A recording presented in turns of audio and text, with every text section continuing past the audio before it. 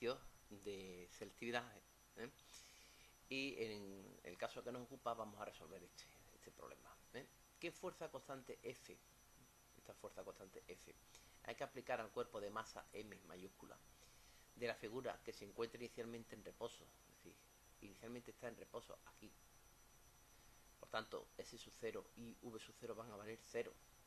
Para que alcance el punto B en 3 segundos.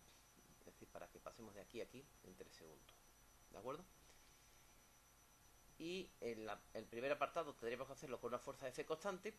Y luego el apartado B me diría, ¿qué tiempo tardaría en alcanzar el punto B si la masa M fuera lanzada con una velocidad inicial de 20 metros por segundo? Es decir, ahora en el apartado B, en vez de tirar con una fuerza constante, lo que voy a hacer es proporcionarle una velocidad inicial V sub 0 de 20 metros por segundo y ver cuánto tiempo tarda en llegar hasta aquí. Bueno, lo primero que tenemos que darnos cuenta es que aquí tenemos un plano inclinado, que este ángulo es de 30 grados, que esta es la altura, que son 5 metros, y que yo puedo calcular esta, que es la hipotenusa. Yo puedo calcular esta, que es la hipotenusa. ¿De acuerdo? Entonces, pues yo sé por trigonometría que un cateto es igual a ¿quién? A la hipotenusa por el seno del ángulo opuesto. Es decir, que yo podría sin ninguna dificultad pues calcular esta distancia, puesto que yo sé que que la h, que son 5 metros, es igual a la hipotenusa por el seno del ángulo opuesto. Es decir, que 5 es igual a s por seno de 30. ¿De acuerdo? Este cateto es igual a la hipotenusa por el seno de 30. Para luego sustituir en mi problema. ¿Esto qué quiere decir? Pues lo que quiere decir es que este dato es conocido. En resumidas cuentas, la distancia S es conocida y yo lo único que tengo que hacer es un problema de trigonometría. Bien, una vez explicado esto, vamos a ver lo siguiente, que si la fuerza es constante, como es el caso, la aceleración también lo será, es decir, tendré un movimiento rectilíneo uniformemente acelerado. Y si el movimiento rectilíneo uniformemente acelerado,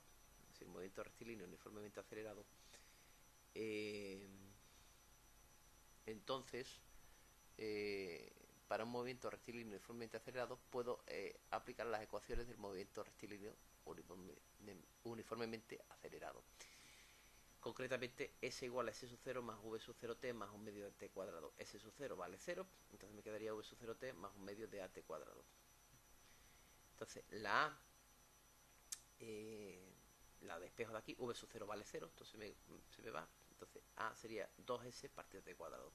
Como resulta que 2S lo puedo calcular, 2S lo puedo calcular, como hemos visto antes, de la partido de t cuadrado, el tiempo sé que son 3 segundos, pues aquí lo único que tengo que hacer es sustituir 2h, esto sería seno de 30,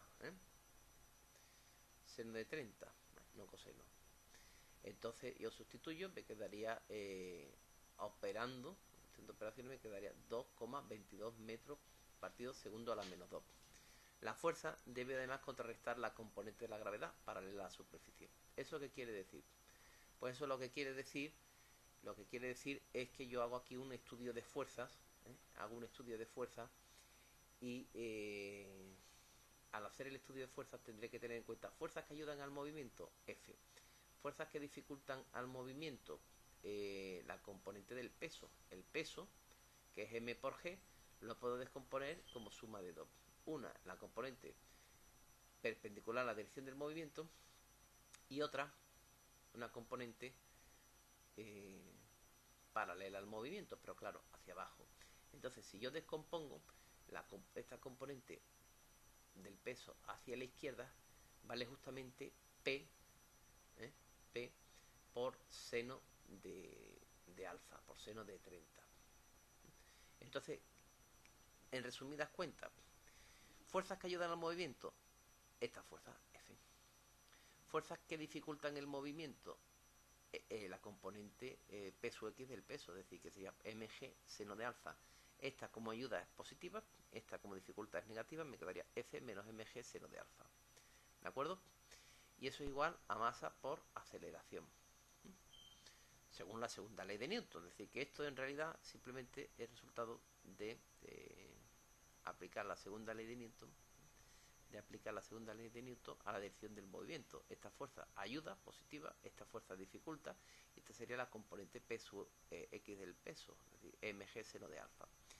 Bien, si esto lo pasamos a la izquierda, me quedaría que F es igual a MA más mg seno de alfa, sustituyendo valores que ya, pues la masa vale 1, la aceleración hemos tenido que vale 2,22, más la masa que vale 1, la gravedad 9,8, seno de 30, me sale 7,2 C Newton. Muy bien, vamos ahora a pasar, ahora a resolver este ejercicio. Ahora no vamos a hacer una fuerza F. Vamos simplemente a lanzar el bloque con una cierta velocidad inicial v sub 0. ¿De acuerdo? Bueno,